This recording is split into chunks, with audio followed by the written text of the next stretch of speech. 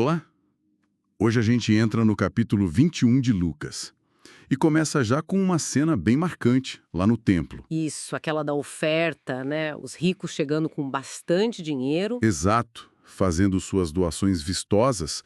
E aí chega uma viúva, muito pobre mesmo, e coloca só 2 moedinhas de cobre. E Jesus, na hora, chama atenção para ela. É incrível, né? Ele fala: olha, essa viúva pobre deu mais que todos eles. É forte isso. Muito. Porque os outros, bom, deram do que sobrava, né? Mas ela não. Na pobreza dela, ela deu, tipo, tudo que ela tinha para viver.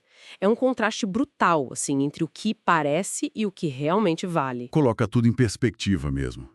E logo depois dessa lição sobre o valor interior, o foco muda completamente, né? Muda, sim. Os discípulos, talvez sem pegar direito o que Jesus quis dizer com a viúva, começam a, sabe, admirar o templo. A grandiosidade, né? As pedras enormes, as ofertas bonitas, penduradas, aquela coisa imponente. Isso. E aí Jesus solta uma bomba, praticamente. Ele olha para aquilo tudo que eles estão admirando e diz: vocês estão vendo isso aqui? Vai chegar o dia em que não vai ficar pedra sobre pedra. Tudo vai ser derrubado. Imagina o impacto disso. Para eles, o templo era tudo, o centro da fé, da nação.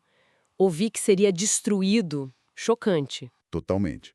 E aponta para algo muito maior que só o prédio em si, né? O fim de um ciclo, talvez. Com certeza. E a reação deles é imediata, claro. Mestre, mas quando? Quando isso vai acontecer? E que sinal a gente vai ter? A pergunta natural, né? Exato. E a partir daí, Jesus começa a descrever um cenário bem intenso para o futuro. Ele já começa com um alerta, né? Sim. Cuidado com os enganos.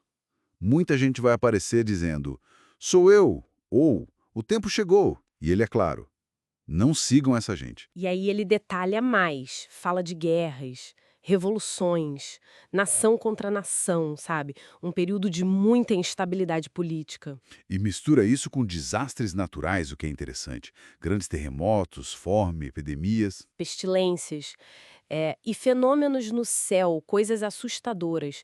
Para a mentalidade da época, tudo isso fazia parte do mesmo pacote, assim, sinais de tempos difíceis. Mas ele avisa, né? Calma, isso ainda não é o fim. O fim mesmo não seria logo em seguida. Antes disso ainda, ele prevê perseguição direta para os seguidores dele. Ah, sim, prisões, ter que se explicar para reis, governadores. E o pior, traição vindo de dentro, de família, amigos, ódio por causa do nome dele e até morte para alguns. É um quadro bem pesado. Pesadíssimo. Mas ele coloca um propósito nisso, né?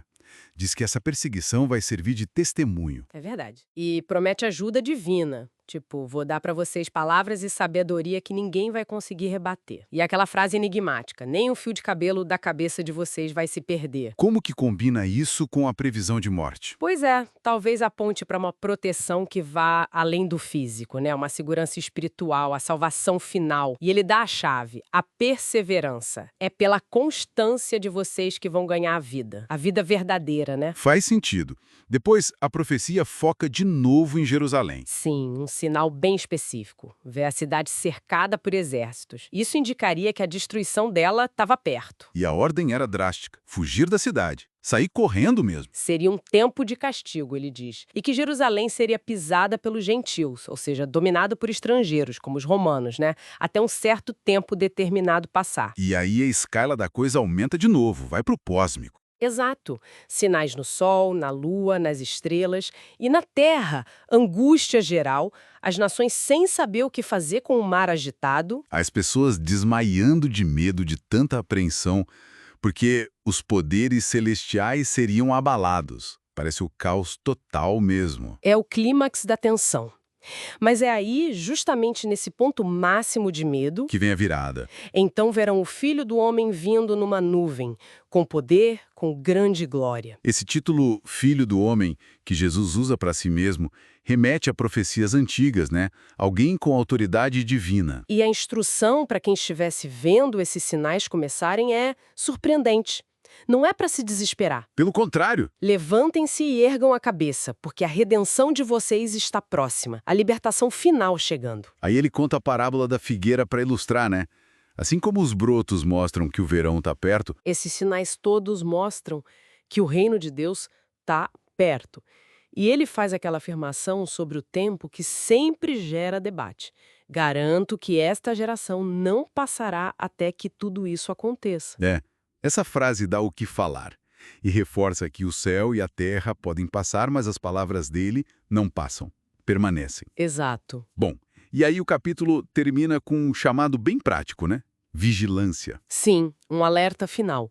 Cuidado para não deixar o coração ficar pesado com as festas, a bebida, as preocupações da vida. Para que aquele dia não pegue todo mundo de surpresa, como uma armadilha. A ordem é clara.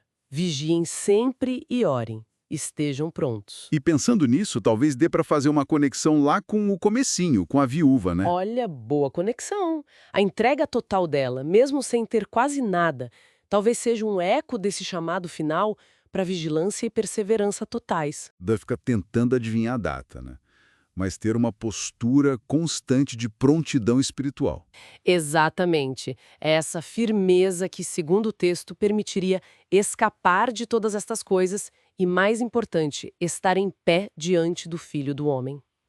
Fica a reflexão, né? Diante de tanta coisa que passa, até o templo imponente passou. O que realmente fica? O que tem valor de verdade?